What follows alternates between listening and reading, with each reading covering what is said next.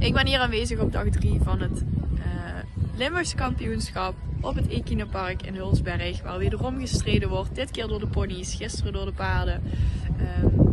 Voor de kampioenstitels die er te vergeven zijn. En heel mooi om te zien dat de wedstrijd heel goed bezocht wordt in het zuiden van Limburg, waar we echt wel weer behoefte hebben aan een aantal wedstrijden.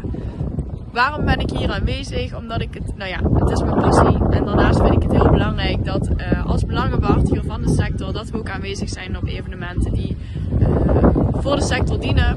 Zonder sport, ook geen paardenhouderij. En daarom dat ik vandaag hier als toeschouwer ben. Gisteren heb ik meegedaan als deelnemer. Helaas had ik een weigering, dus voor mij geen kampioenstitel. Maar hopelijk volgend jaar nieuwe kans, nieuwe ronde, nieuwe kans. Gefeliciteerd aan alle kampioenen die er al zijn.